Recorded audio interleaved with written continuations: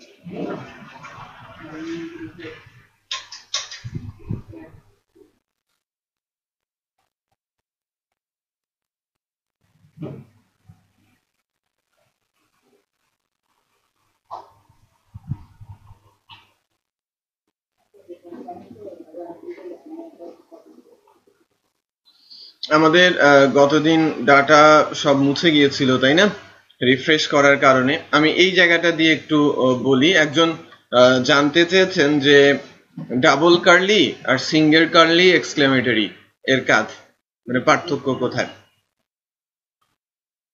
তো সিনট্যাক্সটা ওপেন করি আমরা আমাদের প্রজেক্টে আছি ব্লগ ব্যাস 6 নিয়ে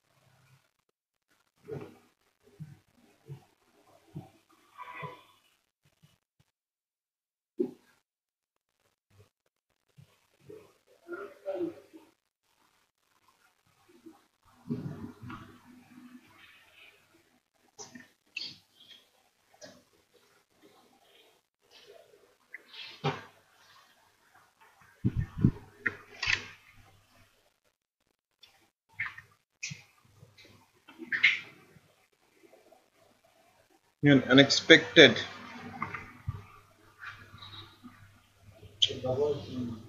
হ্যাঁ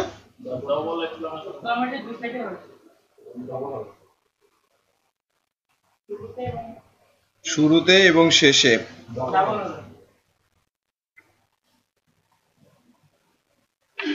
উপরেরটাতে আর একটা হবে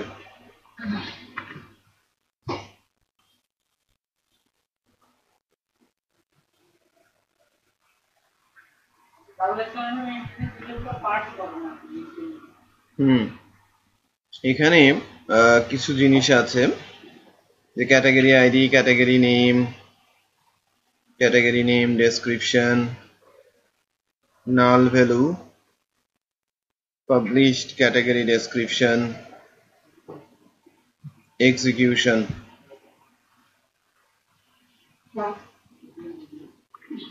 লেটস চেক পার্থক্যটা আমি একটু অ্যাপ্রোপ্রিয়েট করি আমাদের ফর্ম আছে কোথায় source resource view admin login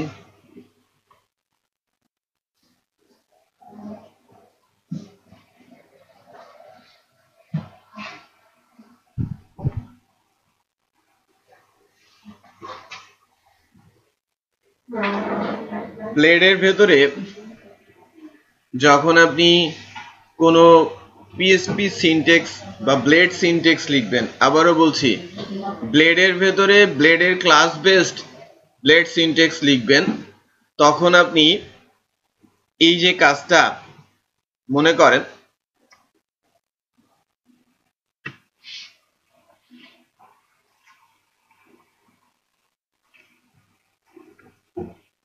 for example আপনি এরকম দিয়েছেন, একটু খেয়াল করেন, ফর্ম ওপেন এবং ফর্ম ক্লোজ।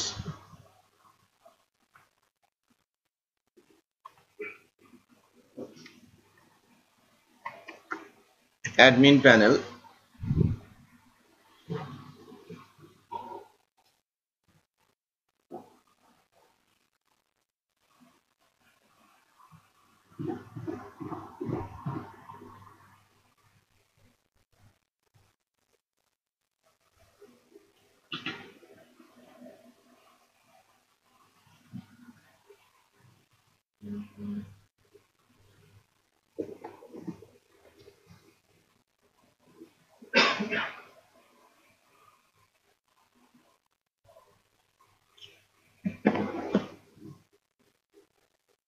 এত স্লো কেন?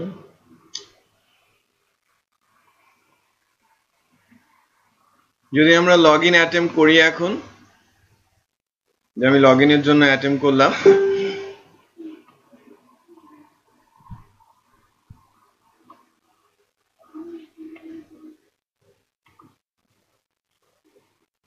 একটু খেয়াল করেন, ভ্যালিডেশন হয়ে আমাকে পেছন দিক থেকে এসে বলবে যে user ID password invalid.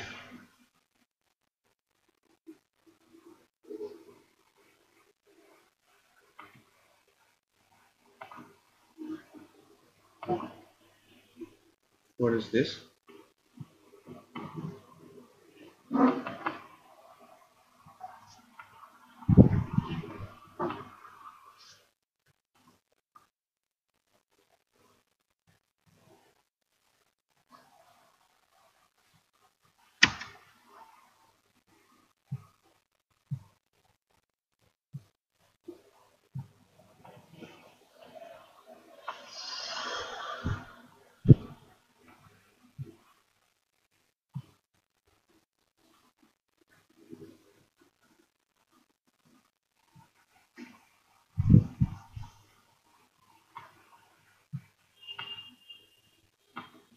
Log in button একটু খেয়াল করেন, লগ ইন বাটন কি কাজ করছে? লগ ইন বাটন কাজ করছে না, কারণ একটু দেখেন। ভিউ কোথা থেকে দেখবো? View page source.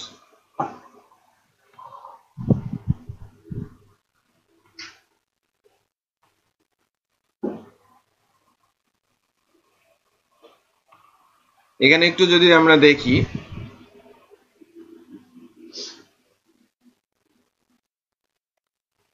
ফর্ম কোথায়?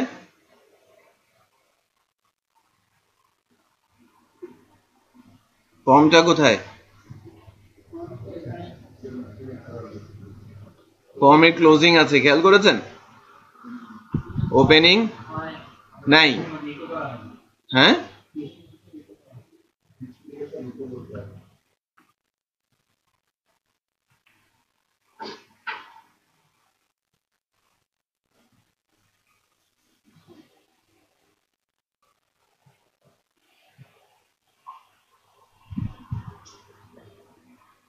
এটা কেটে দিলাম কেন?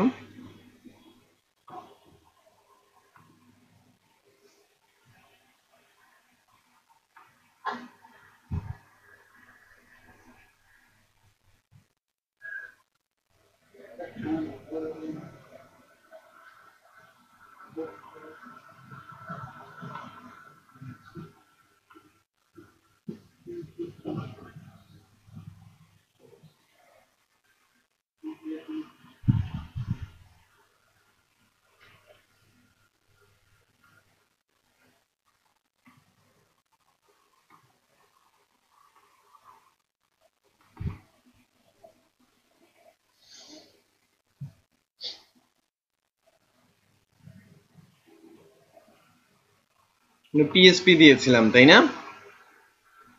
পিএসপি দিয়ে ওইটা করেছিলাম। ইকোর কথা বলছেন, রাইট? লেটস চেক যে আমাকে ফাংশন কি রিটার্ন করছে।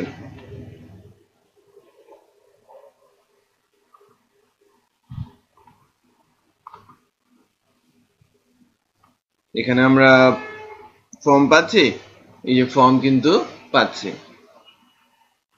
আচ্ছা, এখন বেসিক্যালি এইটা পিএসপি সাইন ইকো এবং পিএসপি সাইন ক্লোজিং একে ওভাররাইড করে কে ব্লেডে দিস অ্যান্ড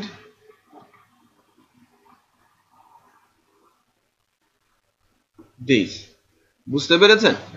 আচ্ছা, আবার আরেকটা সিনট্যাক্সও আছে যে আমি শুধুমাত্র যদি দুইটা কার্লিও দেই তাহলে সেটাও কিন্তু পিএসপি উইথ ইকো হয়। বিষয়টা বোঝাতে পেরেছি? দুইটা কার্লি দিয়ে যদি আমি কার্লি ওপেন করি এবং কার্লি শেষ করি, একটু এখানে যান, কোথায় যেন আমি দেখালাম, আমরা যদি সোর্সে গিয়ে আবার আরেকটা পেজ, সোর্স, ভিউ, পেজেস এর ভেতরে যে ক্যাটাগরি পেজটা আছে না, ক্যাটাগরি ব্লেড,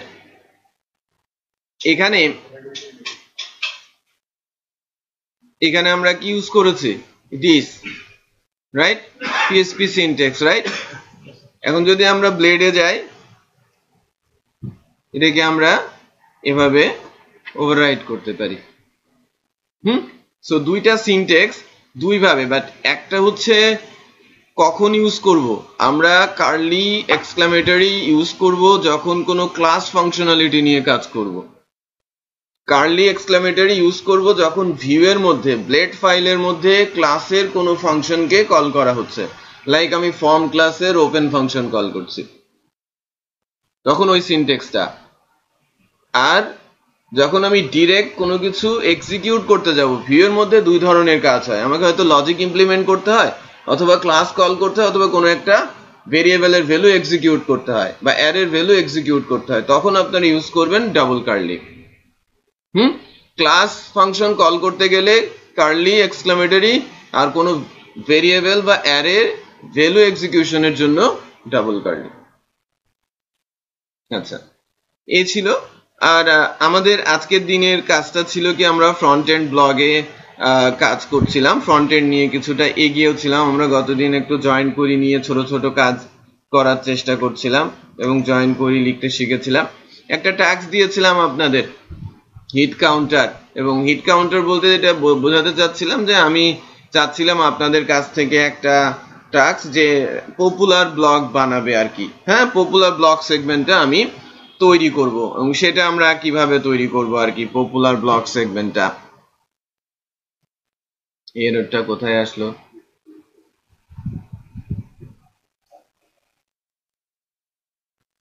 লাইন নাম্বার 14, কোথায় কি মিস হলো?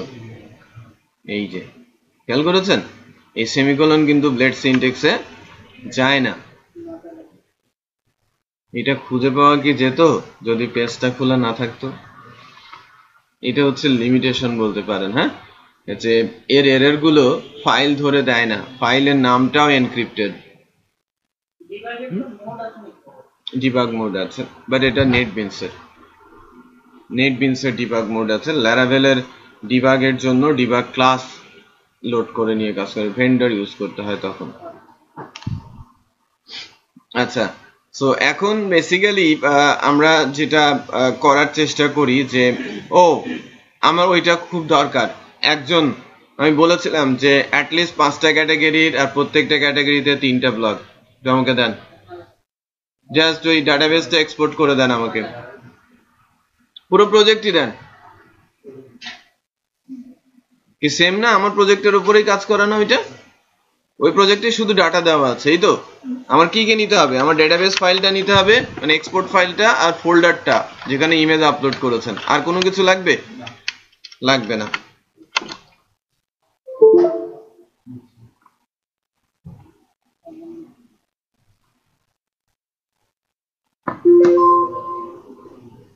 কোনটা?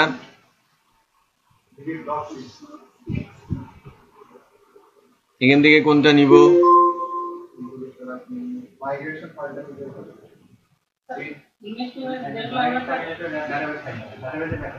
আমার তো ডেটাবেসের ব্যাকআপ লাগে। কই? আচ্ছা, জি ড্রাইভে আছে। আর ইমেজ গুলো কোথায় আপলোড করেছেন? কেন পাবলিকে দিয়েছেন? কই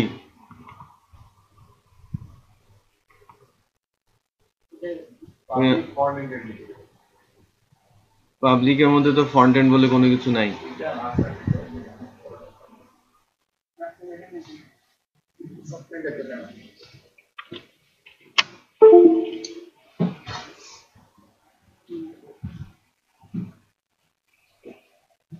আচ্ছা এটা একটু সবাইকে দিয়ে দেন, সবাইকে দিয়ে আমার লাগবে কি আপলোডেড ফাইল ফোল্ডারটা আর এসকিউএল ফাইলটা, এটা আমাকে একটু রেডি করেন। আমার কি দরকার, আমার আজকে ডেট দেওয়া আছে, কন্টেন্টের ভিতরে কন্টেন্টের মধ্যে আবার ব্লগ ইমেজ তারপরে রেখেছেন।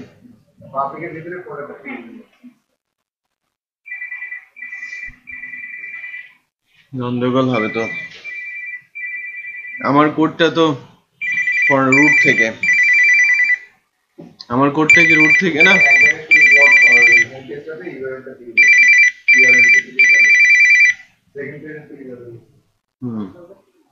হ্যালো, হ্যাঁ বুঝলাম। হ্যাঁ আচ্ছা, তাহলে প্রবলেমটা হচ্ছে যে আপনি কোথায় রেখেছেন, আমাদের কোডটা কিছুটা চেঞ্জ করে নিতে হবে। এসকিউএলটা আমি নিয়ে নিচ্ছি আমাদের প্রজেক্টে, Laravel বেসিক্স। আপনি বলছেন যে ফন্ট এন্ডটাকে রাখা হয়েছে কার মধ্যে, পাবলিকের মধ্যে। কোডটা তো এভাবেই করা, তাই না? ডেটাবেস তো এভাবেই লোড করা আছে না, ডেটাবেসটা এভাবেই আছে।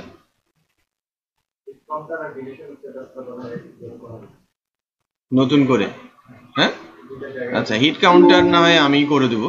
হ্যাঁ, হিট কাউন্টারটা আমি নিজে, কোড কি করা আছে, আমি তো কোড নেই নাই। হ্যাঁ, হিট কাউন্টারের কোডটা আমি নিজে করছি, যাতে যারা করতে পারে নাই তারা বুঝতে পারবে এবং ভিডিওতে থাকলে প্রয়োজনে পরবর্তীতে ওরা বুঝতে পারবে। আমাদের তাহলে কি আমাদের এই ব্লগ ইমেজের মধ্যে কোনো ইমেজ আসবে না, রাইট? আচ্ছা, ব্লগ ইমেজের মধ্যে কোনো ইমেজ আসবে না।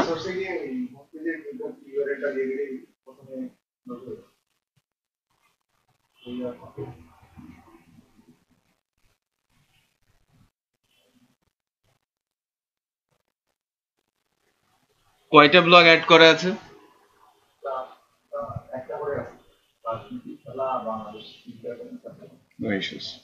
আমি যেটা করি, আমাদের কোডটাই অ্যাজ ইট ইজ রাখি, আপনাদের পাথটাই চেঞ্জ করে ফেলি আমি।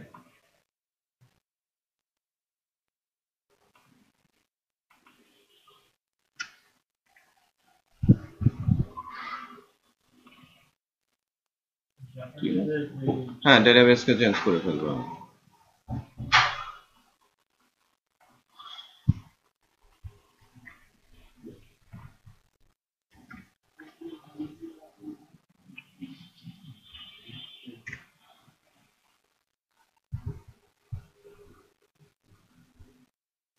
নতুন ক্যাটাগরি দিয়েছেন না, নতুন ক্যাটাগরি নতুন ব্লগ।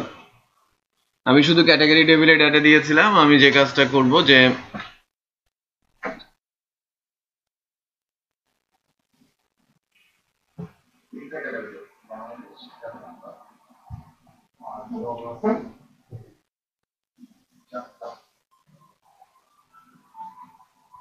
কোনো ডাটা নাই, কিন্তু অ্যাডমিন টেবিলে কোনো ডাটা নেই না? অ্যাডমিন টেবিলে কোনো ডাটা আছে না? আমি এক্সপোর্ট করি নাই, আমি একটু চেক করি। হ্যাঁ, এবং কিছু ক্যাটাগরি পরবর্তীতে অ্যাড করা হয়েছিল। সিরিয়াল থেকে কিছু ক্যাটাগরি অ্যাড করা হয়েছিল না? তো আমি এই টেবিলটাকে আদারওয়াইজ কনফ্লিক্ট করবে, আমি এই টেবিলটাকে থেকে সব ডাটা রিমুভ করে দিই। ঠিক আছে, এখন টেবিলে ঢুকে আমি ইম্পোর্ট করে নিচ্ছি।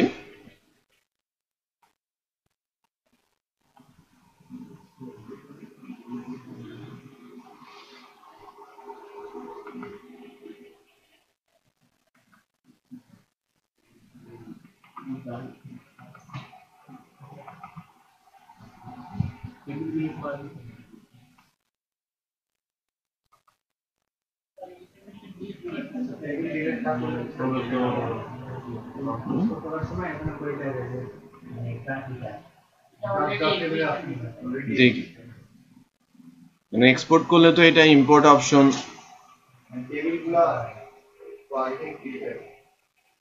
আননোন কলাম ডিলিশন স্ট্যাটাস, এটা ওভাররাইট করে দেয় নরমালি। হ্যাঁ, যদি অ্যাজ ইট ইজ থাকতো, ডাটা থাকলে অটোমেটিক এটা ওভাররাইট হয়ে যেত। একটা ফিল্ড ডুপ্লিকেট পাওয়াতেই এররটা ডিসপ্লে করেছে, আদারওয়াইজ করতো না। ওকে, তাহলে আমি যেটা করব যে আমাদের টেবিলগুলোকে ড্রপ করে দিচ্ছি।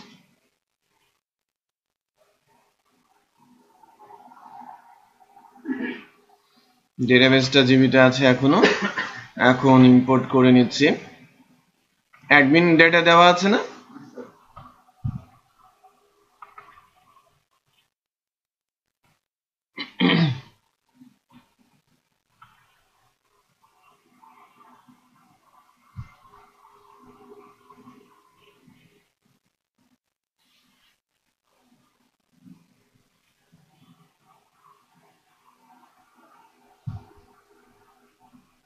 So migration, password reset, TBL admin, TBL blog, TBL category এটা দেওয়া আছে। এখন আপনি অ্যাডমিন টেবিলে ডাটা দিয়েছেন, বেশ কিছু ডাটা আছে, ব্লক টেবিলে ডাটা আছে এবং ক্যাটাগরি ওয়াইজ থাকার কথা। ক্যাটাগরি টেবিলেও ডাটা থাকার কথা। ক্যাটাগরি টেবিলেও ডাটা আছে, ব্লক টেবিলেও ডাটা আছে। প্রবলেম ইজ দ্যাট যে আমরা ইমেজের পাথটা চেঞ্জ করেছিলাম, ওই পাথটা আমি এখন, যেহেতু আমাদের কোডটা একরকম করা আছে, আমি ডেটাবেসের পাথটাই চেঞ্জ করে নিচ্ছি। আমাদের কোডটা কিন্তু অ্যাজ ইট ইজ থাকবে। হ্যাঁ, আমরা কিন্তু ফ্রন্ট এন্ডে ইমেজ রাখছিলাম। আমরা কি করছিলাম, ব্লগ ইমেজ নামে একটা ফোল্ডার করেছিলাম রুটে, সেখানে আমরা ইমেজটা সেভ করছিলাম। সো ডিফারেন্ট কোডিং নিচ্ছি না, তার মানে আমাদের কি করতে হবে, ফ্রন্ট এন্ডটা বাদ দিয়ে দিতে হবে।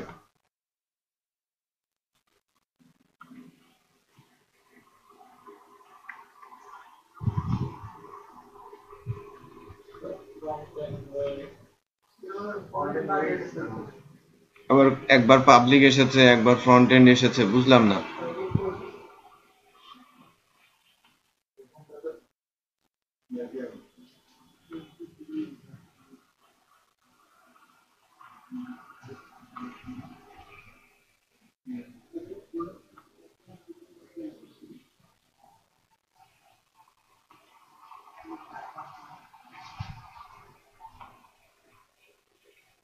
গো,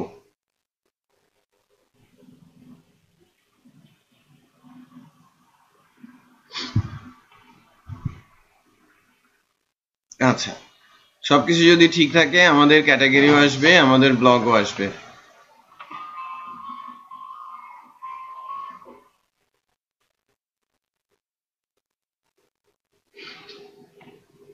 ব্লগের ক্ষেত্রে ইমেজটা আর ওই যে কোডটা, রিসেন্ট ব্লগ চলে আসে, ক্যাটাগরি গুলো চলে আসে এবং ইমেজের ওই পাথটা সহ প্রবলেম দেখা দিয়েছে। আমাদের এই কাজটা কোথায় ছিল, হোমে, তাই না?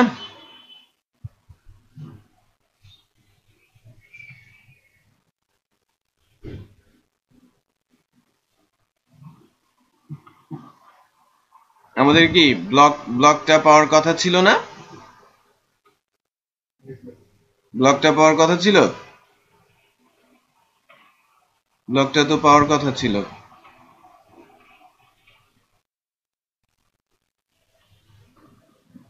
ব্লগটা পাওয়ার কথা, ব্লগের ইমেজটা পাওয়ার কথা ছিল, কেন পায় নাই একটু দেখি।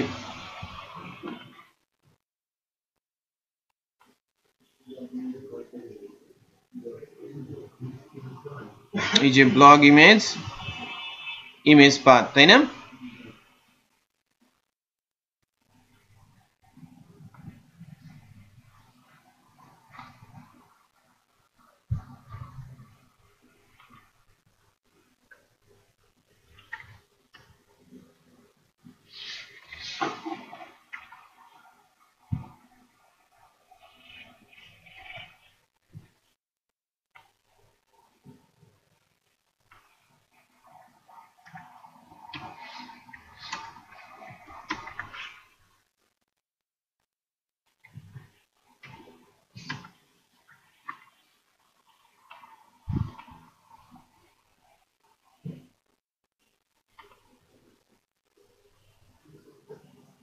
এসেছে উইদাউট ইমেজ।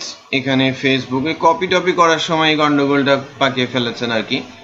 আর এখনো ইমেজটা আসে নাই। এখনো ইমেজ না আসাতে আমরা একটু দেখে নেই যে ইমেজ পাথটা কি বসেছে।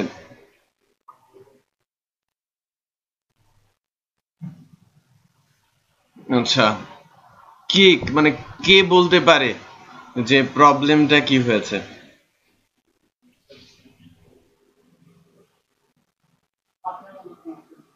হ্যাঁ, এখন তো সব রুট টুটও বসেছে, তারপরেও আসছে না, কারণ কি বলেন তো? এস এস হ্যাঁ, ব্লগ আমরা দিয়েছিলাম ব্লগ ইমেজ, আর এস মানে ইমেজেস। আমার ফোল্ডারটা ছিল কি ব্লগ, একটু খেয়াল করেন, ব্লগ ইমেজ, আর ডেটাবেজে কি আছে এস। সো আমার বেটার হচ্ছে এটাকে এস করে দেওয়া, এবং আরেকটা কাজ করা, আমার কোডে আমি যখন ডাটা সেভ করছিলাম HTTP তে কন্ট্রোলারে, আমি যখন ব্লগের ডাটা সেভ করছিলাম তখন কিন্তু এস দেই নাই।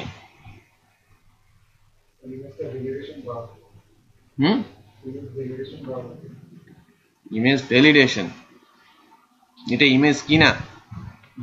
হ্যাঁ, আচ্ছা এটা দিতে পারেন, ফাংশনালিটি আছে।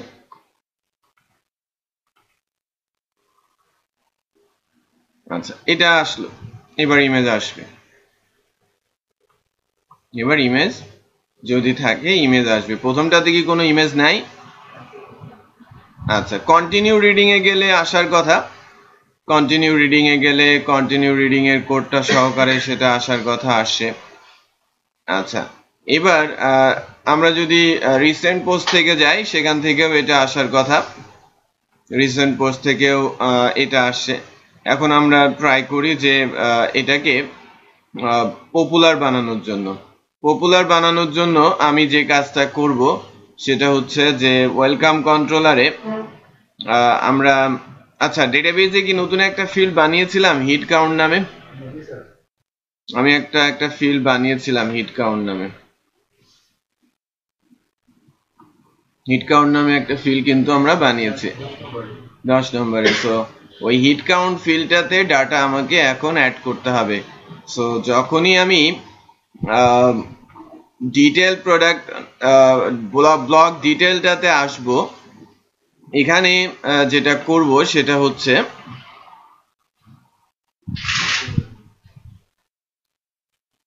আমি ব্লগ ইনফোটাকে রিড করব, ডিবি স্কোপ টেবিল টিবিএল। হ্যাঁ এইটা আছে, কিন্তু এইটা বেসিক্যালি আমি ক্লিক করার পর, আমি যখন ক্লিক করছি, মনে করেন একবার ক্লিক করলাম, তখনই কি আমার 1 হয়ে যাওয়ার কথা না? নাকি পরের বার আসলে 1 দেখাবে? তখনই 1 হবে। সো আমি যদি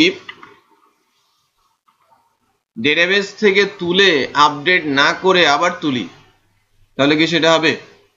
আমি মনে করেন যে এই কাজটা করলাম, যে এটা তুলেছি এর সাথে যোগ করে আপডেট করলাম এবং এটাকেই আমি ফ্রন্ট এন্ডে দেখালাম, তাহলে কিন্তু আমি একটা পিছনে থাকলাম। খেয়াল করেছেন? ওয়ান হিট পেছনে থাকলাম না, আমি ওয়ান হিট পেছনে থাকলাম। এই কারণে এটা তো জয়েন করি, দুইটা টেবিলের সাথে জয়েন হচ্ছে। আমাকে ফার্স্টে ব্লক টেবিলের জাস্ট হিট কাউন্টারটা আমি তুলে নিয়ে আসবো, তার সাথে এক যোগ করে আপডেট করে দিব, দেন এন্টায়ার ডাটাটা তুলে নিয়ে আসবো পরে। সো টিবিএল ব্লগ, আমি এখানে কি করছি, where blog id R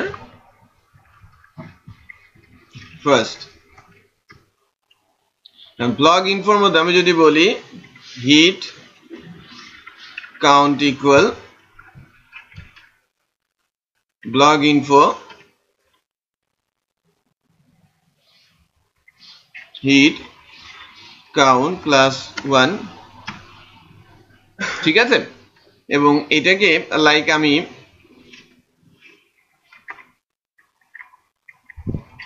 array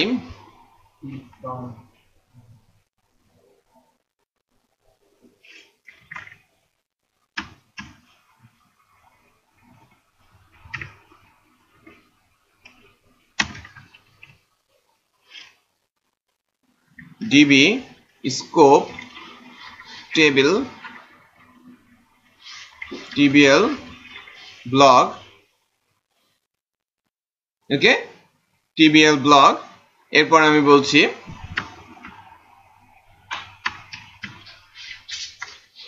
where blog id comma dollar blog id,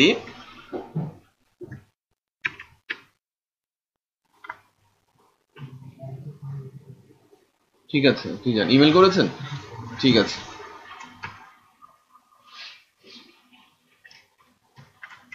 update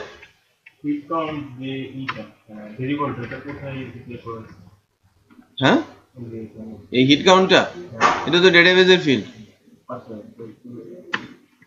variable না তো, এটা কি ডেটাবেজের ফিল্ড। সো ডেটাবেজে প্রাথমিকভাবে 0 আছে, তার সাথে এক যোগ করে আমি ডাটা হিট কাউন্টের মধ্যে রাখলাম, রাইট? দেন ব্লগ আইডি ধরে আমি টেবিলটা আপডেট করে দিলাম।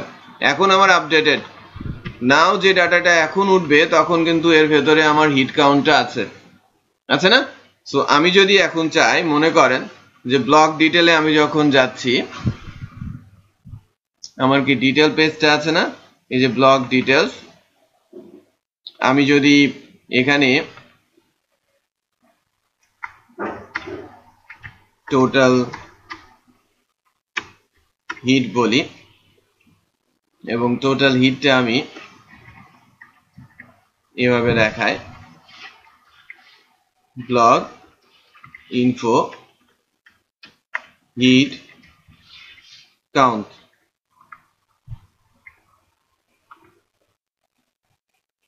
একটু চেক করি,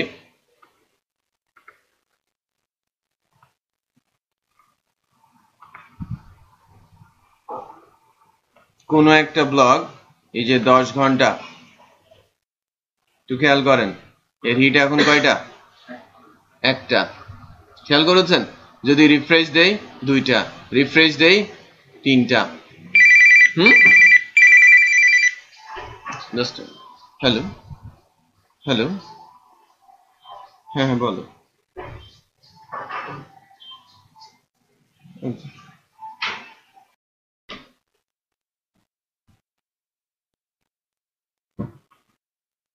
আচ্ছা, এখানে যে জিনিসটা হচ্ছিল যে হিট কাউন্টারটা কিন্তু আসছে, তাই না?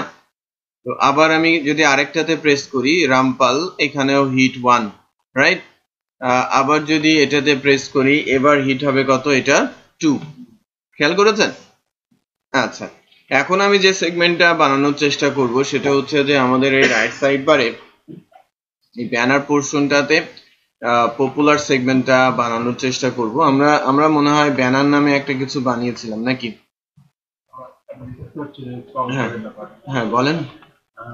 সামার ব্লগের ক্ষেত্রে আমি যেটা দেখছি, রিফ্রেশ দিলে এরকম মানে একটা প্রোগ্রাম বাংলা কবিতা.com আছে, সেখানে আপনি রিফ্রেশ করেন, হ্যাঁ ওইটা ঠিক আছে, এবং দ্বিতীয়ত ইউজার যদি বারবার হিট করে তাও করে, ওটা সেশন ধরে করা হয়।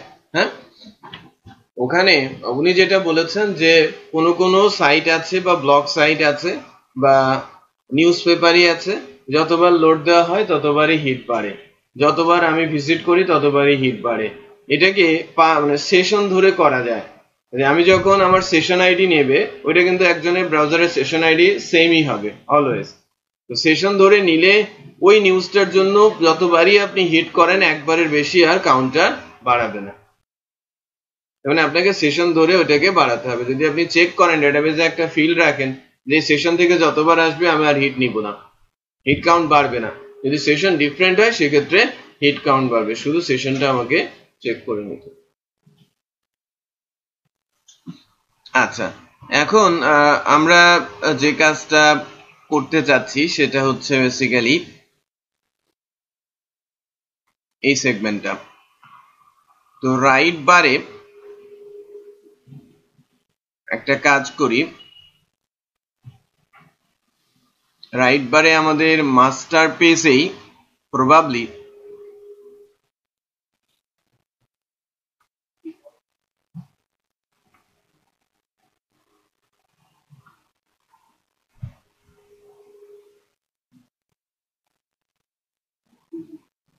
এই জায়গাটাতে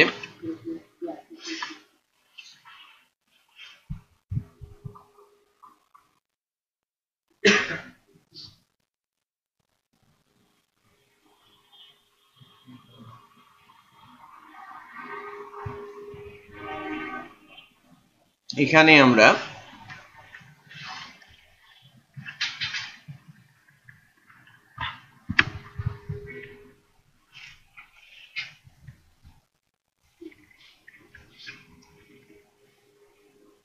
পপুলার ব্লগ সেগমেন্টটা তৈরি করি।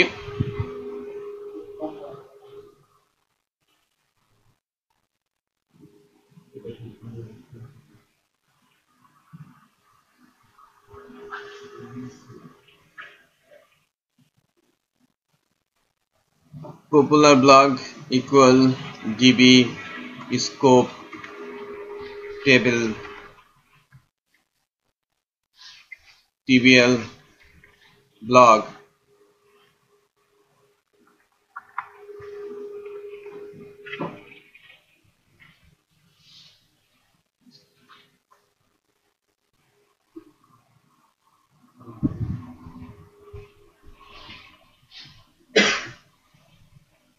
কি করছি,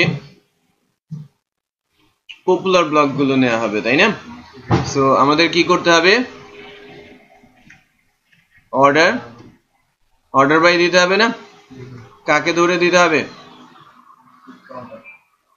অর্ডার বাই হিট কাউন্ট কি ধরে নিব? Descending, right?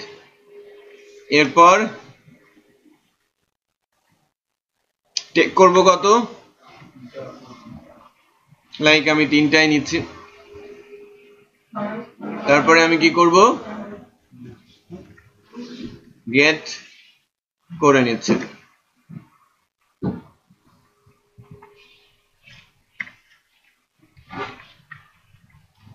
for each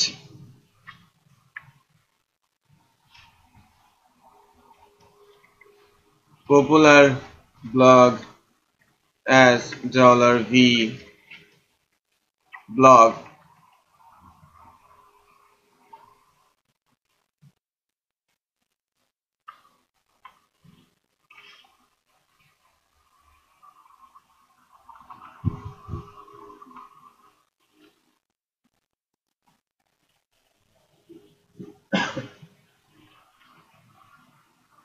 same না?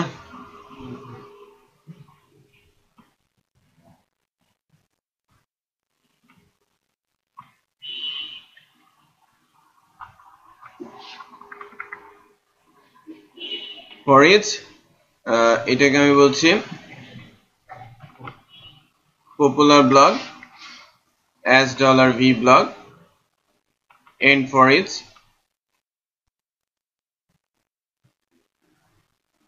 একইভাবে ব্লক ডিটেইলসে ব্লক আইডি ধরে আমরা যাব, প্যারেন্টে ব্লক টাইটেলটা এখানে দেখাবে। একটা কাজ অ্যাডিশনাল করি, যে এখানে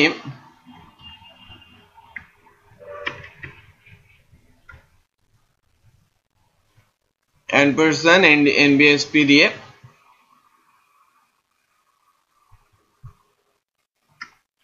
একটা ব্র্যাকেট প্লেস করে কার্লি দিয়ে ভি ব্লক হিট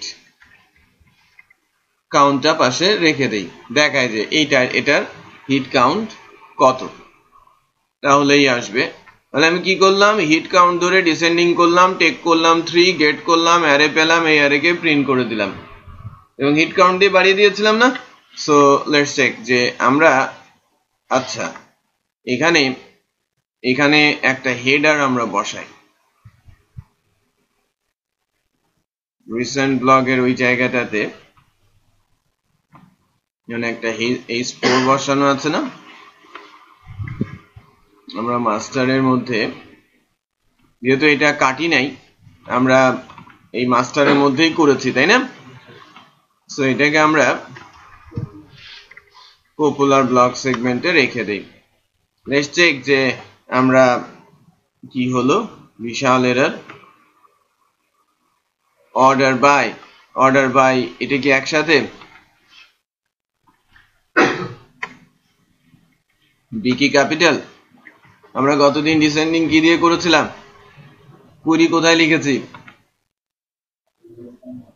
কই অর্ডার বাই কোথায় করেছি, রিসেন্ট আমরা কোথায় করেছিলাম, বাইরে কই লিখেছি, হ্যাঁ ইন্ডেক্সেই তো। আমরা রিসেন্ট ব্লগ কোথা থেকে তুললাম, রিসেন্ট ব্লগে গিয়ে করা হয়েছে, এই যে রিসেন্ট ব্লগ অর্ডার বাই, খেয়াল করেছেন বিটা বড় হাতের, আমরা এখানে ভুল করেছি, এবার বিটা বিওয়াই বড় হাতের ঠিক লিখেছি। ওইটা বেসিক্যালি ছিল আর কি, কোঅর্ডিনেটরের ফাংশন ছিল। বড় বড় একটা গ্যাপ পড়েছে, ঘটনাটা কি এবং ভেঙে চুরে গেছে, কি কারণে এত বড় গ্যাপ পড়লো,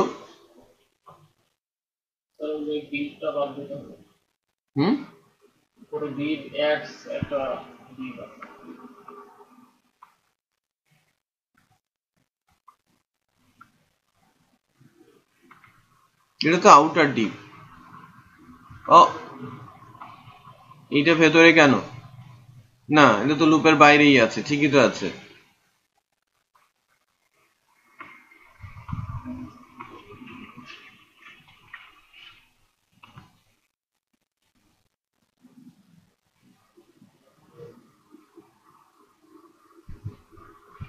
স্টিল কোনো ইয়ে নেই, এত বড় গ্যাপ পাওয়ার কারণ কি, এলআই ক্লোজ ইউএল ভেতরের এটাকেই লুপ করছে, তাই না?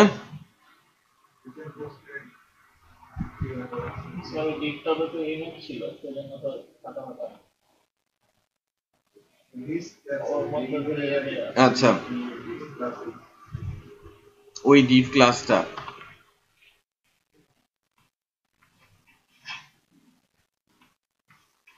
রিমুভ করে দিয়ে দেখি যে মারুফের কথা ঠিক হয় কিনা। হয়েছে, খেয়াল করেন 6 2 1, খেয়াল করেছেন।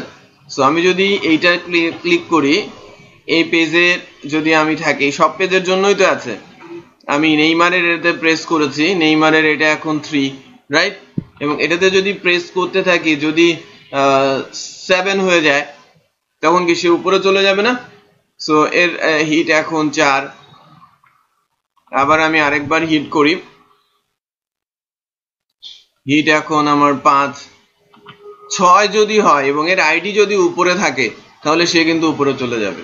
হ্যাঁ, যে নেইমারের আইডি যদি উপরে থাকে, দেখেন 6 বাট সে উপরে হওয়ার কারণ কি, এর আইডিটা উপরে ছোট, এই কারণে তাকে পেয়ে গেছে। তো এটা মানে হিট অনুযায়ী কিন্তু আমরা পপুলারিটি দেখাতে পারছি। তো ঠিক এভাবেই আপনারা যখন কোনো ব্লগে কমেন্টস পড়বে, কমেন্টস এর ব্যবস্থা করবেন, তখন আপনারা এখানে ওইটাকে প্লেস করে দিতে হবে। বুঝতে পেরেছেন যে কমেন্টস কতগুলো আছে সেই অনুযায়ী কি আলোচিত আলোচিত ব্লগ করে দিতে হবে। পপুলার ব্লগ, আলোচিত ব্লগ, আমরা রিসেন্ট ব্লগ, এটাকে আমরা দেখতে পাচ্ছি। মানে আলোচিত ব্লগটা এখনো করা হয় নাই। হ্যাঁ, রিলেটেড হচ্ছে ওই একই ক্যাটাগরির, একই ক্যাটাগরির ব্লগ গুলো আপনি দেখাচ্ছেন, ওটাকে রিলেটেড বলে দিচ্ছেন, তাহলে ওই ক্যাটাগরির ব্লগ গুলো দেখা যাবে। তাহলে আমাদের এই সিঙ্গেল লেয়ার ছোট্ট ব্লগের ক্ষেত্রে আর আমরা বাকি রইল কি কমেন্টস, তাই না? কমেন্টস করার কাজটা আমরা কিন্তু এখন চাইলে দেখতে পারি। আচ্ছা, তো কমেন্টস আমরা একটা ব্লগে কিভাবে করব? আমরা যদি একটা ব্লগে কমেন্টস করতে চাই, কমেন্টস করানোর জন্য গেস্ট ব্লগ মানে গেস্ট কমেন্টস হতে পারে এক, আবার আমি রেজিস্ট্রেশন লগ ইন করিয়েও কিন্তু কমেন্টস করাতে পারি। আচ্ছা, তো সেই ক্ষেত্রে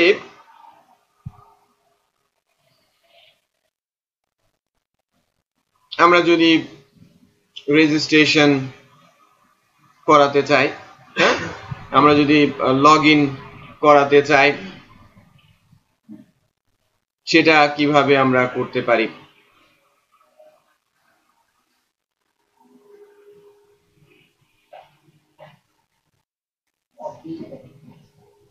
অথ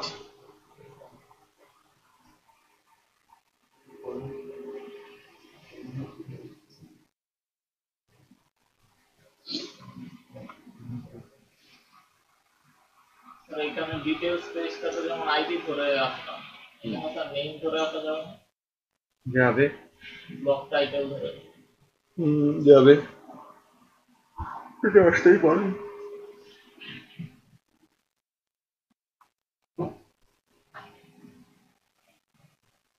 বাট আপনাকে একটু কাজ করতে হবে সেক্ষেত্রে। উনি বলেছেন যে আমরা আইডি ধরে আসি, এটা যদি আমরা টাইটেল ধরে আসতে চাই আসতে পারবো কিনা। টাইটেল ধরে আসা যাবে, বাট টাইটেল ধরে আসলে হ্যাঁ না, ওইটা না করলেও হবে, কারণ আমার নেম গুলো তো ইনফ্যাক্ট মানে টাইটেল যেগুলো সেগুলোকে আপনি এক্স্যাক্টলি সেম টাইটেল নাও হতে পারে, বা আপনি দেবেনই না, সেম টাইটেল অ্যাডই করতে দেবেন না। বিশেষ করে উনি যেটা বলেছে যে অপটিমাইজেশনের জন্য কাজে লাগে, ব্লগ অপটিমাইজেশন করতে যাচ্ছেন, তো সেই ক্ষেত্রে আপনি টাইটেল দিয়ে নাম পাস করে দিতে পারেন। প্রবলেম হবে যে গ্যাপ যখন পড়বে, যে এই যে ওয়ার্ড বাই ওয়ার্ড যখন গ্যাপ আছে ইউআরএল এ, এটা গেলে ভেতরে পার্সেন্টেজ বসে যাবে। ভেতরে পার্সেন্টেজ বসে যাবে। দ্যাট কেস আপনাকে যেটা করতে হবে সেটা হচ্ছে যে নামটা যখন ইউআরএল এ দেবেন তখন আপনাকেই এর মাঝে হাইপেন বসিয়ে নিতে হবে, দেন আবার ইউআরএল থেকে ধরে হাইপেনটাকে বের করে ব্ল্যাঙ্ক স্পেস দিয়ে রিপ্লেস করে দিতে হবে। সো লাইক আমি str replace built in function use করতে পারি, রিপ্লেস ব্ল্যাঙ্ক স্পেস গুলোকে আপনি হাইপেন দিয়ে রিপ্লেস করে দিলেন, ইউআরএল দিয়ে পাস করলেন, আবার যখন আপনি ডেটাবেজে চেকিং দেবেন তখন আবার ওই হাইপেনটাকে ব্ল্যাঙ্ক স্পেস দিয়ে রিপ্লেস করে নিয়ে ডেটাবেজে চেকিং দিলেন, তাহলে ইউআরএল দিয়ে সেটা চলে গেল। হ্যাঁ, ইউআরএল এ দেখবেন ইউআরএল অ্যালাইস গুলো অলওয়েজ হাইপেন হয়, হ্যাঁ, সুন্দর করে দেখানোর জন্য হাইপেন হয়, আন্ডারস্কোর হয় না। তো সেটা আপনি করতে পারেন। ওকে, ওইটাই ভালো, করে ভালো, আইডি দিয়ে করা ভালো। আবার এইটা তো আপনার ইয়েতে পাবেন না, এসিও জন্য এটা এসিও একটা ফিডব্যাক ইউআরএল অ্যালাইস না, ইউআরএল এটা হাইপেন করে এদিকে এদিকে ইউআরএল দিয়ে আর এটাও তো হয় না সে ঘটনা পরে আপডেট দিলে ইউআরএল কিছু চেঞ্জ হয়ে যাবে, ইউআরএল চেঞ্জ হলে তো আপনার আপনার 100 শেয়ার আছে, শেয়ার দিতে হবে। ব্লগ গুলো যে ইয়ে যেটা ওয়ার্ডপ্রেস যেটা করে একটা আলাদা করে অ্যালাইস রেখে দেয়, এটা আলাদা করে অ্যালাইস রেখে দেয়, সেটাও আপনি করতে পারেন। আপনি হেডিং দিচ্ছেন যে আগামীকাল হবে, এটা এখন দিলেন, আবার তো এটা 2 মাস পরে তো আসবে, আগামীকাল হবে, একটা হেডিং কিন্তু নিয়ে যাবে না, এটা একটা আইডি দিয়ে আলাদা করে, আর ওই আইডির সাথে ইউআরএলটা পাস করবে। আচ্ছা, এখন তাহলে আমরা চাচ্ছি যে এখানে অথ বানাতে নাকি? সো এটা আরো দুটো জিনিস দেখেছি, একটা হচ্ছে যে ক্যাটাগরি আর সাবক্যাটাগরি করতে এটা আর একটা ক্যাশিং আর ই-কমার্সে কারণ ওই এইগুলো সব মাথায় আছে, তো তখন ওই জটিল বিষয়গুলো, ওগুলো জটিল বিষয়গুলো আমার মনোযোগ দিতে হবে। আচ্ছা, আপনি সাব ক্যাটাগরি আপনি একই টেবিল ধরেও বানাতে পারেন। কনসেপ্ট ইজ দ্যাট যে আপনি যদি আমরা স্ট্যাটাস ফিল্ড রাখি, একটা ফিল্ড রাখলাম স্ট্যাটাস, যদি 1 হয় সেটা ক্যাটাগরি, আর যদি 2 হয় তাহলে সেটা সাব ক্যাটাগরি। ওইটা দিয়ে হতে পারে, আবার আলাদা একটা টেবিলে আপনি মেইনটেইন করতে পারেন। হ্যাঁ, এখন আগে 2টা টেবিল ম্যানেজ করা হতো, এখন একটা টেবিল ম্যানেজ করা হয়। বুঝতে পেরেছেন? একটা টেবিল ম্যানেজ করা হয়। হ্যাঁ, করে লিখতে হয়। একই টেবিলের সাব ক্যাটাগরি গুলো ওভাবে তুলে এনে আপনি প্রিন্টও চালিয়ে দিতে পারেন। সাব ক্যাটাগরি মানে আইডিটা কিন্তু দেখবেন যেন ওই sub category ID category ID কিন্তু ডিফারেন্ট হচ্ছে না। একজন শুধু স্ট্যাটাস ফিল্ড দিয়ে সাব ক্যাটাগরি হচ্ছে এবং আরেকজন শুধু স্ট্যাটাস ফিল্ড দিয়ে ক্যাটাগরি হচ্ছে। বিষয়টা একটু খেয়াল রাখবেন যে এইটা আমার ক্যাটাগরি আর এটা আমার সাব ক্যাটাগরি। ডেটাবেজের একটা ফিল্ড স্ট্যাটাস ফিল্ড রাখতে হবে যে এটা আমার সাব ক্যাটাগরি এবং এটা কার সাব ক্যাটাগরি সেটা আমাকে রাখতে হবে। বুঝতে পেরেছেন? এটা কার সাব ক্যাটাগরি, কোন ক্যাটাগরির সাব ক্যাটাগরি, বুঝতে পেরেছেন? সেটা আমাকে মেনটেন করলেই ওইটা হবে। আচ্ছা, দ্বিতীয় যেটা বলছেন যে অ্যাজাক্স এর জন্য র অ্যাজাক্স ইমপ্লিমেন্টেশনের জন্য আমাদের পুরো একটা ক্লাসের দরকার আছে। jQuery অ্যাজাক্স আছে, আবার আমরা jQuery অ্যাজাক্সটা ইজি, জাস্ট লাইব্রেরি লোড করে ফাংশন কল করলেই হয়। র অ্যাজাক্সটাতে যদি একটু দখল থাকে সেক্ষেত্রে নিজের হাত ঘোরানো যায়, আপনি ইচ্ছে মতো কাজ করতে পারেন, নিজের ফাংশনালিটি নিজেই আপনি ডেভেলপ করে নিতে পারেন, আপনার যা দরকার আপনি নিজেই সেটা বানাতে পারেন। সো আমার টার্গেট হচ্ছে ওই অ্যাজাক্স এর ক্লাসটা ইমপ্লিমেন্ট করা। তো অ্যাজাক্স এর ক্লাসটা, অ্যাজাক্স নিয়ে হয়তো আমি কিছুটা আলোচনা শুরু করব, আগে দেখি এখানে অথ এবং কমেন্টসটা যদি শেষ করা সম্ভব হয়। তারপরে আপনারা ব্যাকগ্রাউন্ড কিছু কাজ করতে থাকেন, আর ই কমার্স ধরার আগে আমি বৃহস্পতি আর শনিবার অ্যাজাক্স ইমপ্লিমেন্ট করে দিব, তাহলে অ্যাজাক্স নলেজটা ডেভেলপ হবে। আর ওই সময়টা যদি ক্যাশিংটা নিয়ে কিছু কথা বলা যায়।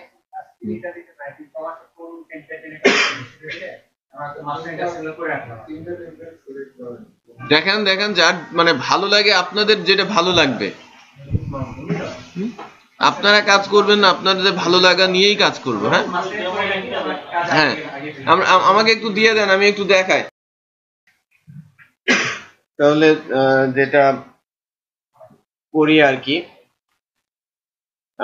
আমাদের কি করতে হবে, অথ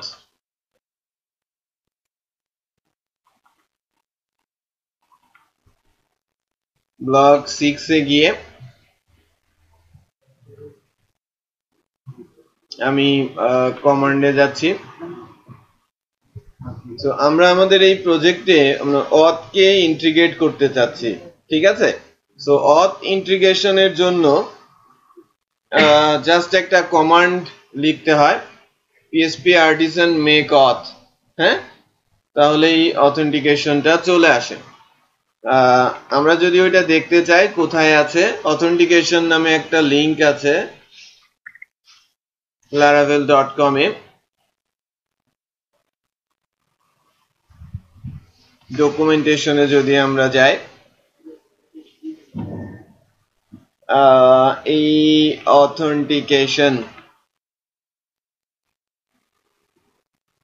অথেন্টিকেশনে যখন আমরা যাচ্ছি, একটু খেয়াল করেন যে এই যে PHP artisan make auth চলে আসে।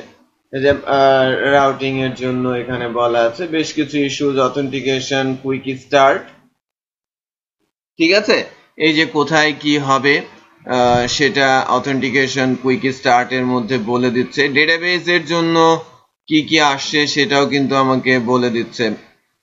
সো এই কমান্ডটা আমাকে দিতে হবে আমাদের রেজিস্টার বা পেজটা পাওয়ার জন্য রেজিস্টার লিখতে হয়, এটা একটা অ্যালাইস, এটা পাওয়া যায়। তো সবকিছু কিন্তু এখানে চলেই আসে আর কি আলটিমেটলি। তো আমরা যদি একটু দেখি যে অথটা যদি আমরা দেই, এই যে অথ ক্লাসটাও কিন্তু এখানে চলে আসে, ইউজার অথ এখানে সেট হয়, বেশ কিছু বিষয় এখান থেকে দেখা যাচ্ছে। ফ্যাকেট অথ আমাকে চেকিং দিতে হয়, এই যে অথ চেক, আদারওয়াইজ কি যদি অথ চেকিং থাকে এটা কনস্ট্রাক্টরে দিয়ে দিতে হয়। যখন অথ ইনস্টল হয় যে এটা আমাদের ক্লাস কনস্ট্রাক্টরের মধ্যে বসিয়ে দিতে হয় যে যদি চেকিং হয় গুড প্রসিড, আদারওয়াইজ আপনি রিডিরেক্ট করে দেবেন। বুঝতে পেরেছেন আমরা যে কাজটা ইয়েতে করেছিলাম। সো এটা হচ্ছে একটা ইস্যুস। প্রোটেক্টিং রাউটস, হ্যাঁ, আবার এই যে মিডলওয়্যার কনস্ট্রাক্টরের মধ্যে আপনি মিডলওয়্যার অথ ইউজ করতে পারেন, এটা দিয়েও করা যায়। সো বেশ কিছু অপশনস রয়েছে। এই যে লগ ইন অপশনটা, লগ ইনটা কিভাবে হবে, এই যে অ্যাটেম্প করলে আপনি ড্যাশবোর্ডে পাঠিয়ে দিচ্ছেন ফাংশনালিটিতে। আপনি লগ আউট করতে চাইলে log out just auth log out বলে দিচ্ছেন, তাহলে লগ আউট হয়ে যাচ্ছে। এখানে কিছু জিনিস ইন্টিগ্রেটেড আর কি। তো এই বিষয়গুলোকে আমরা যদি করতে চাই জাস্ট একটা কমান্ড দিয়েই আমরা ওই কাজটা করতে পারি আর কি। সো কমান্ডটা আমরা এই যে কাস্টম ইউজার প্রোভাইডার, আমরা কিভাবে কাস্টম ইউজার প্রোভাইডার অ্যাড করতে পারি এই বিষয়গুলো এখানে রয়েছে। তো আমরা কমান্ডটা দেই তাহলে না, পিএসপি এডিশন মেক অথ, কিছু ভিউ জেনারেট হবে, কিছু ক্লাস জেনারেট হবে। এই যে authentication scaffolding generated successfully. Scaffolding বলতে বোঝায় যে করা আছে, জাস্ট ইউজ করতে হবে এখন। তো অথেন্টিকেশন স্ক্যাফোল্ডিংটা যখন আসলো আমরা যদি দেখি, হ্যাঁ এই যে কন্ট্রোলার অতে খেয়াল করেছেন। আচ্ছা, আবার ভিউ এর মধ্যে দেখেন, ভিউ এর মধ্যে আমরা যদি অথ, এটাকে আগে ছিল লগ ইন, রেজিস্ট্রেশন, এগুলো কিন্তু চলে আসে। আরেকটা জিনিস আমরা একটু চেক করি রাউটস এর মধ্যে কোনো চেঞ্জ এসেছে কিনা। এই যে অথ রাউটস একটা জেনারেট হয়েছে, খেয়াল করেছেন। আর এখানে গেট হোম বলতে হোম কন্ট্রোলারের ইন্ডেক্স, এখন আমাদের এখানে হোম কন্ট্রোলার চলে আসছে, রাইট? এবং হোম কন্ট্রোলারের যে ইন্ডেক্স কনস্ট্রাক্টরের মধ্যে আমাদের অথ ঢুকে গেছে, ইন্ডেক্সের মধ্যে হোম পেজ লোড হয়ে গেছে, রাইট? এখন ঘটনাটা যদি এরকম হয় যে আমরা এটাকে যখন ইউজ করছি সেক্ষেত্রে এটা বেসিক্যালি কোথায় চলে যাচ্ছে, হোম কন্ট্রোলারকে পয়েন্ট করেছে। বাট আমাদের হোম পেজটা কার জন্য? যখন আমি লগ ইন হব তখন হোমে যাব, তাই না? আচ্ছা, লগ ইন হলে আমি কিন্তু হোমে যাব। আর অন্যান্য পেজে যাওয়ার জন্য যেটা করতে হবে যে আমাকে স্ল্যাশ দিয়ে লগ ইন, স্ল্যাশ দিয়ে রেজিস্টার বললেই কিন্তু সেই পেজগুলো চলে আসে। তো আমি যদি আমাদের এই পেজগুলো পেতে চাই, একটু খেয়াল করেন ফ্রন্ট এন্ডে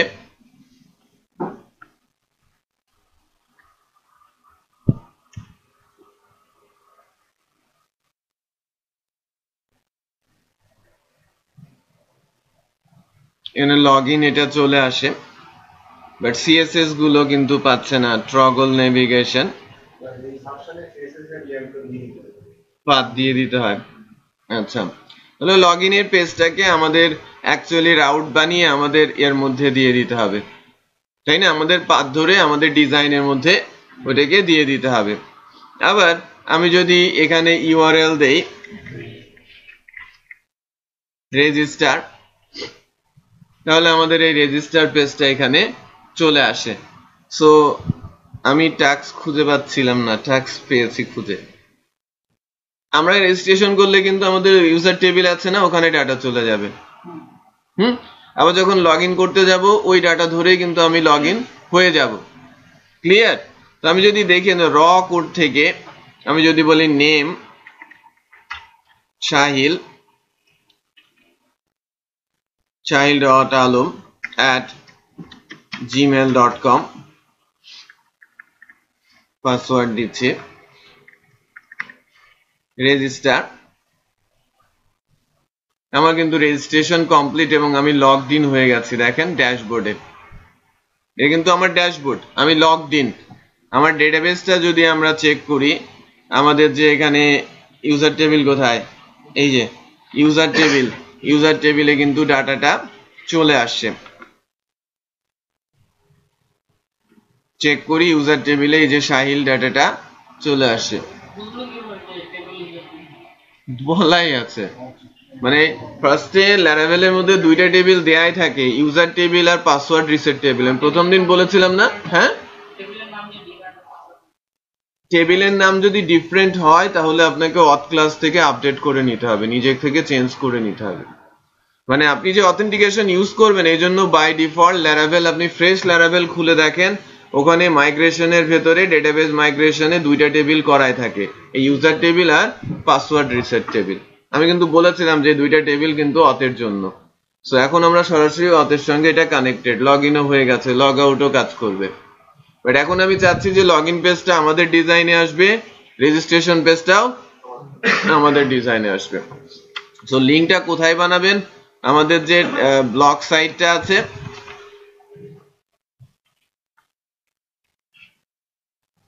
এখানে একটা লিঙ্ক বানান, এই কন্ট্যাক্টকে তুলে দেন, এই সার্ভিসকে তুলে দেন, এখানে লগ ইন আর এখানে registration. Then log in page আসবে, রেজিস্ট্রেশন পেজ আসবে, দেন আমরা লগ ইন করবো। এটা করে ফেলেন প্রত্যেকের হাতে।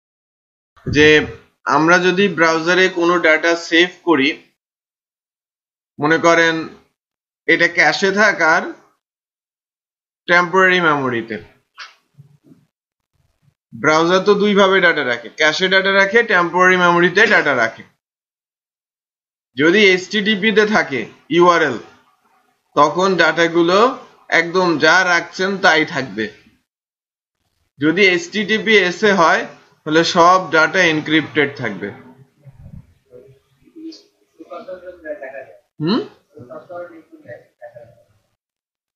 হ্যাঁ, বাট এনক্রিপ্টেড আপনি যখন ব্রাউজারের মেমোরির মধ্যে যে ডাটাগুলো থাকছে, আমার ভয়টা কোথায়? আমার ব্রাউজার যদি মানে ব্রাউজারের মেমোরি যদি কেউ রিড করে নেয়, রাইট? ব্রাউজারের মেমোরি যদি রিড করে নেয় তখন সে ওই এনক্রিপ্টেড ডাটাটাই পাবে যদি HTTPS এর ইউআরএল এ ডাটাটা থাকে। মনে করেন আমি এখানে দুইটা ইউআরএল খুলে রেখেছি, এটা HTTP আর এটা HTTPS। এর জন্য যে সেশন সেট হয়ে আছে ব্রাউজারে, এই ইউআরএল এর এগেনস্টে, আমার এই আইডির এগেনস্টে সেই ডাটাগুলো কিন্তু এনক্রিপ্টেড অবস্থায় আছে ব্রাউজারের মেমোরিতে। আপনি তো আপনার ব্রাউজার উইন্ডো থেকে শো পাসওয়ার্ড করে দেখছেন, বাট ওই ডাটাটা কি অবস্থায় আছে? এনক্রিপ্টেড। এবং শো পাসওয়ার্ড করছি কার পার্সপেক্টিভে? এই HTTP ইউআরএল এর পার্সপেক্টিভেই, HTTPS ইউআরএল এর পার্সপেক্টিভে কিন্তু আমি শো পাসওয়ার্ড করছি। হ্যাঁ, ওইটা তো দেখাবেই, বাট আমার মেমোরি আমার ব্রাউজারের মধ্যে যখন সেটা আছে, ব্রাউজার তো এটাকে সে ডিক্রিপ্ট করছে, ইউআরএল ধরে লাইসেন্স আছে বলে সে ডিক্রিপ্ট করতে পারছে। বুঝতে পেরেছেন? আর যারা এটাকে নিয়ে যাবে, মনে করেন চুরি করে নিয়ে গেছে আমার ডাটাটা, তখন সে ডাটাটা কিন্তু সে এনক্রিপ্টেডই পাবে। সে শো পাসওয়ার্ড দিয়ে সে কিভাবে ওটাকে রিড করবে? ওই SSL তো আর পাবে না সে। ঠিক আছে? তো HTTPS থাকলে সিকিউর থাকে, নর্মাল ওয়েতে ওইটাকে নর্মাল ডাটা হিসেবেই সেট হয়। সো আমরা অথেন্টিকেশনটা মানে হয়ে গেল কিন্তু, রাইট? অথেন্টিকেশনটা খুব ইজিলি ইমপ্লিমেন্টেবল। এখন তাহলে আমি বলবো যে আমি 15 মিনিট অ্যাজাক্স নিয়ে কথা বলবো। এই কারণে একটা টাস্ক দিচ্ছি ব্লগের, মানে ব্লগ রিলেটেড কমেন্টস এর কাজটা। টাস্কটা হচ্ছে এরকম, আমি যখন লগ ইন করলাম তখন আমি এই যে এখানে দুইটা লিঙ্ক করতে বলেছিলাম আপনাদের, যে লগ ইন আর রেজিস্ট্রেশন এই দুইটা থাকবে না, লগ আউট চলে আসবে। যেহেতু আমার সেশনে আইডি আছে আমি ধরে এটা করতেই পারি। দুই হচ্ছে যে আমি যখন লগড ইন তখন ব্লগের নিচে কমেন্টস এর বক্স আসবে ওই সেশনের আইডি ধরেই। যদি সেশনে অ্যাডমিন মানে ইউজারের আইডি থাকে তাহলে এখানে কমেন্টস এর বক্স আসবে। গেস্ট যারা যারা লগ ইন করবে না, রেজিস্ট্রেশন করবে না, তাদের সামনে বক্স আসবে না। ক্লিয়ার? বক্স যখন আসবে তার মানে আমি কমেন্টস করতে পারবো। আমি কমেন্টসটা যখন সেভ করব ব্লগের আইডি সহ কমেন্টস টেবিলে ডাটা সেভ করব। তার মানে কমেন্টস টেবিলে কি আসবে? Comments ID, blog ID, comments, status. কারণ অথরের নাম আমি রেখে দিতে পারি, অথরের ইমেল অ্যাড্রেস আমি রেখে দিতে পারি, কমেন্টস যে অথর করছে, এবং চাইলে তার ইমেজও কিন্তু তার ইউজার অ্যাকাউন্ট থেকে আমি পেতে পারি। যদি আমি ইউজার প্রোফাইল তাকে দেই, যে লগ ইন করার পরে সে তার প্রোফাইলটা এডিট করলো, প্রোফাইলে ইমেজ তুললো, এগুলো সব সে করতে পারছে যদি আমরা দেই। বিষয়টা বুঝতে পেরেছেন যে কমেন্টস, এবং অবশ্যই কমেন্টসটা মডারেট হতে হবে, অ্যাডমিন প্যানেলে ম্যানেজ হতে হবে। আমি যদি পাবলিশ করি পাবলিশ হবে, পাবলিশ না করলে পাবলিশ হবে না। ঠিক আছে? এটাও কিন্তু ক্রুডিং এরই কাজ, যে কমেন্ট সেভ করা, কমেন্ট ম্যানেজ করা, এটা ক্রুডিং এর কাজ।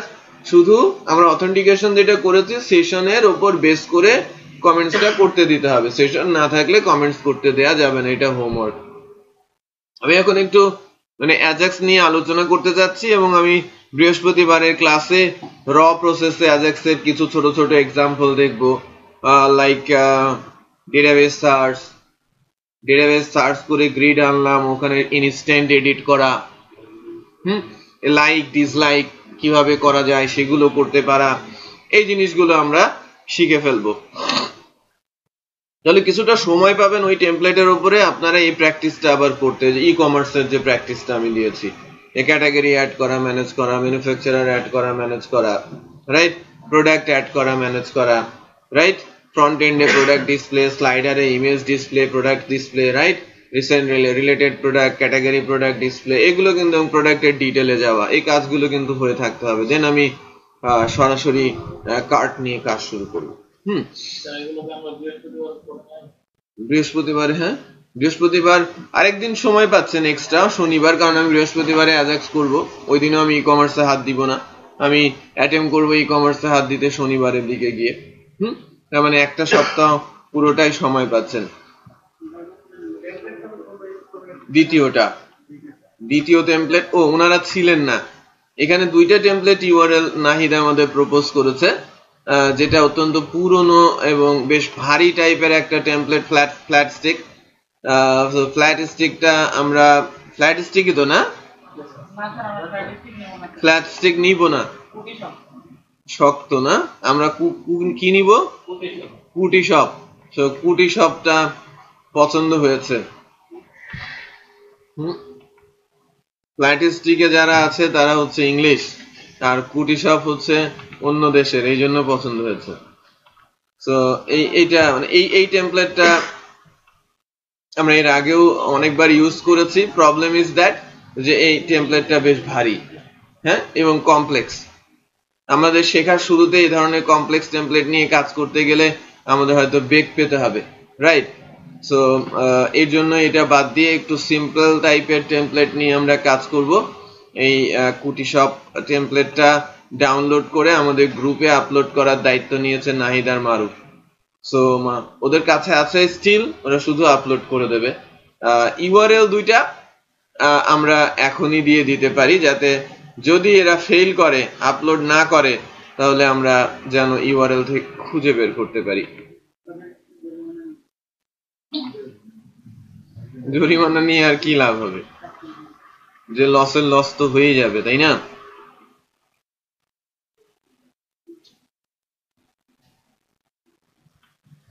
আচ্ছা, ফ্ল্যাট স্টিকটাও আমি দিচ্ছি।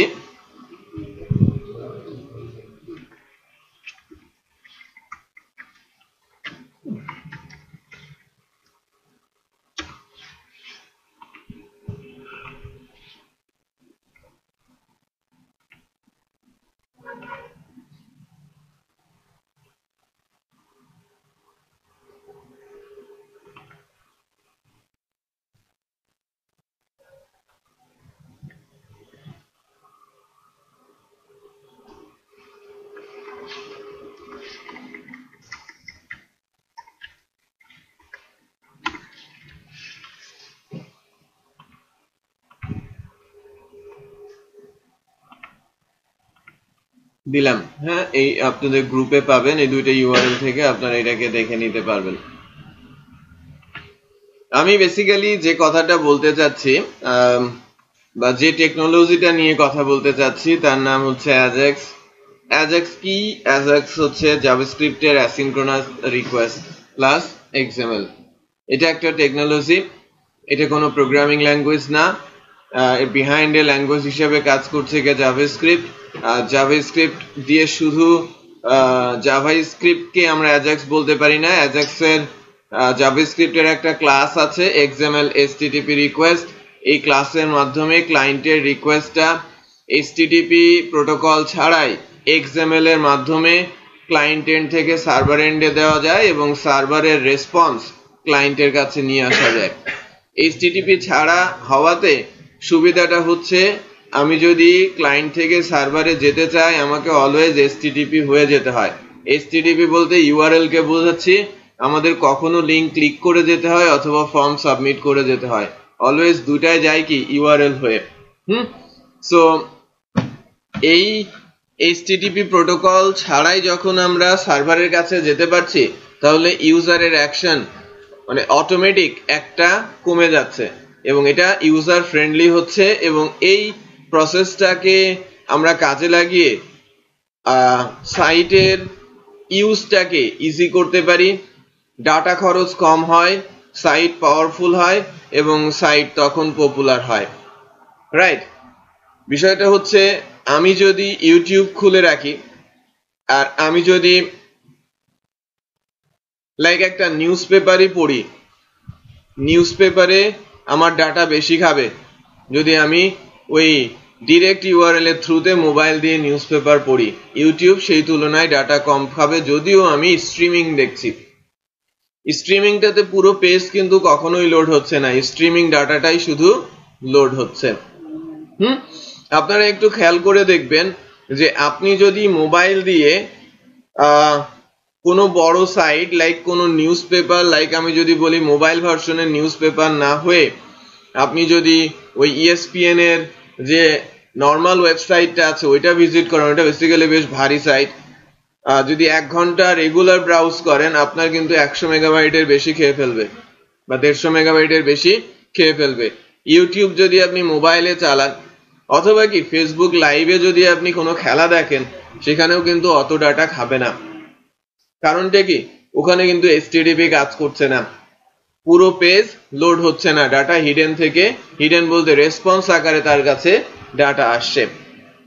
বেসিক্যালি যেটা বলার চেষ্টা করছি যে অ্যাজাক্স এখন সাইটগুলোতে বেশি বেশি করে ইউজ করার পেছনে মূল কারণ হচ্ছে যে মেগাবাইটের খরচ যেন কম হয়। রাইট? এটা একটা মূল কারণ।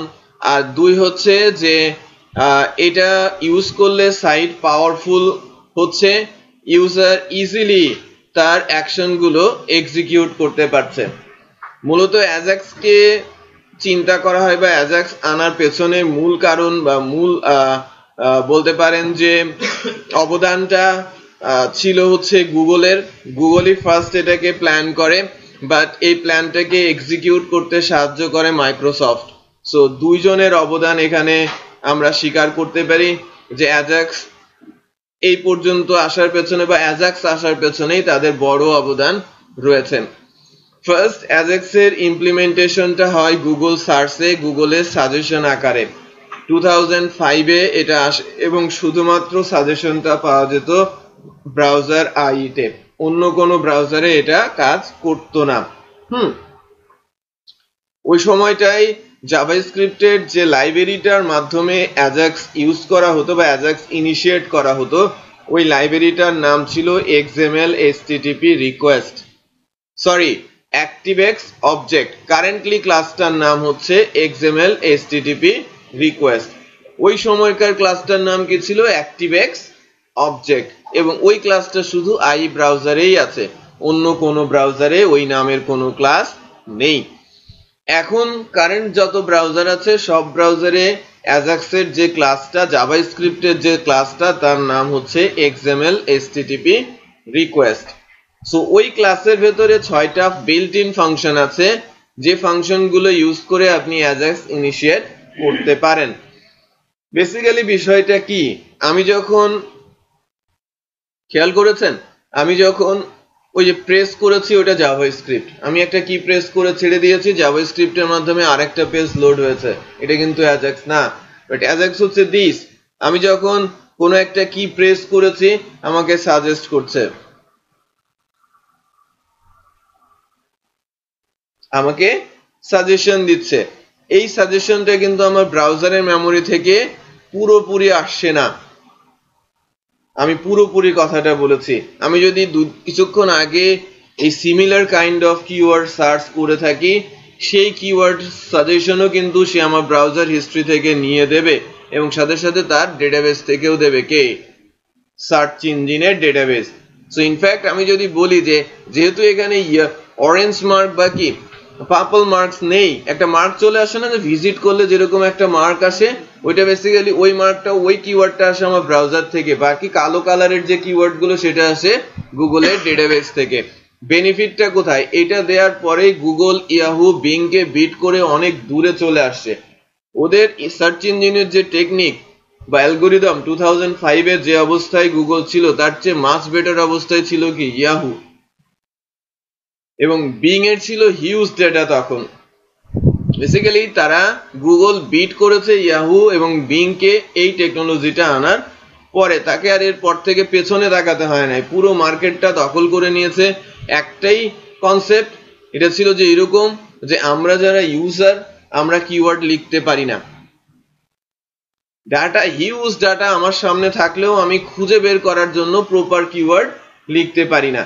সো আমার কাছে যে ডাটা আছে এবং এই কিওয়ার্ডের এগেনস্টে যে ডাটা আছে সেটা সার্চ ইঞ্জিন জানে, এবং ওই সার্চ ইঞ্জিন যদি ইউজারকে কিওয়ার্ডটা সাজেস্ট করতে পারে এবং প্রপার কিওয়ার্ড দিয়ে সার্চ দেয়, সে ডাটা পাবে।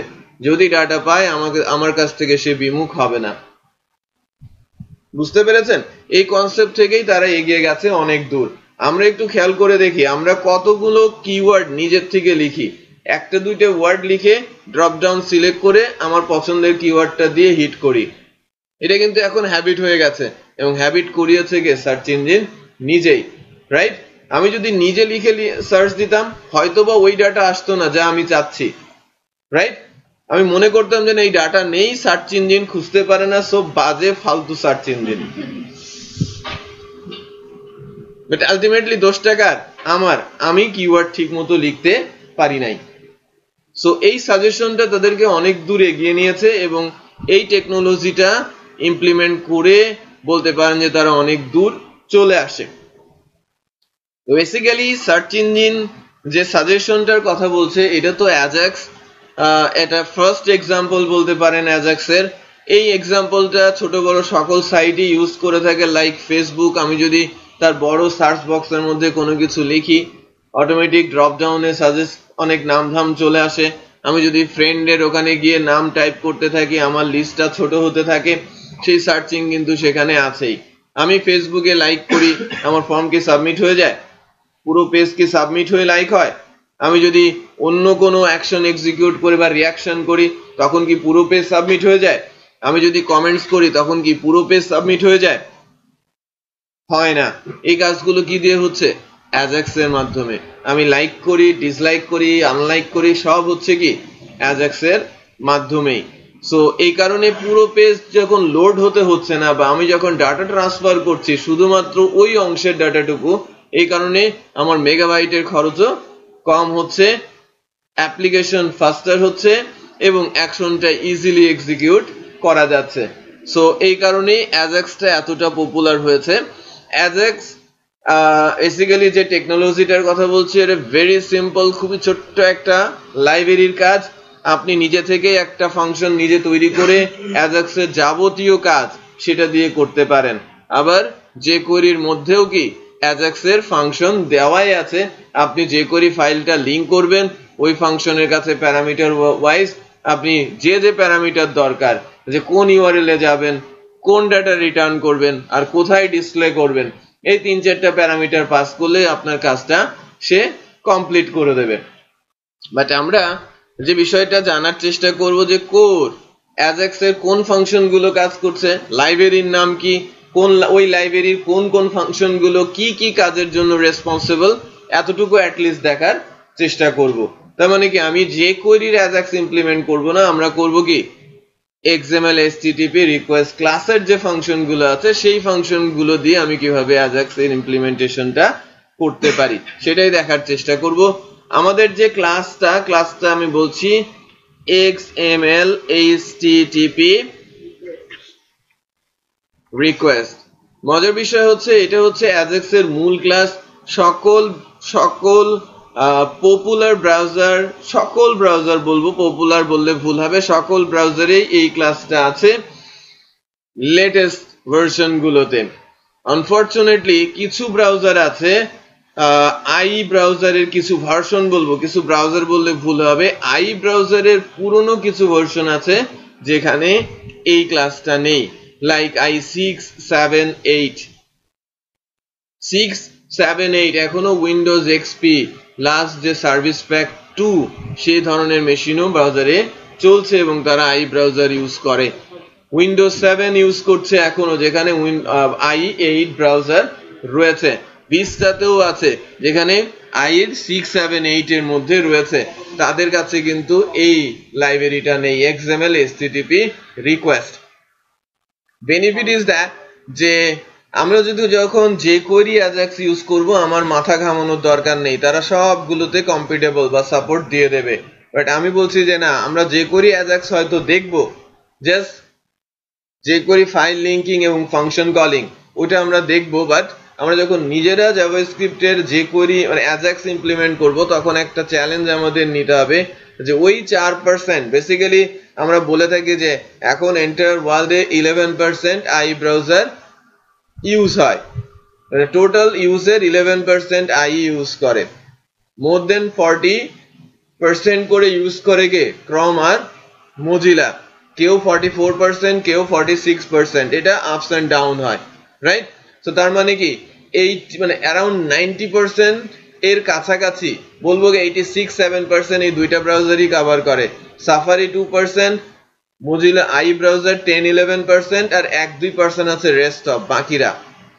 বুঝতে পেরেছেন? এই যে অপেরা, ফ্লক, নেটস্কেপ বা আরো কিছু ব্রাউজার আছে না, যে কিছুদিন আগে আমরা যখন ইউটিউব বন্ধ হয়ে গিয়েছিল, ফেসবুক বন্ধ হয়ে গিয়েছিল, আমরা একটা ব্রাউজার ইউজ করলাম না, নাম কি?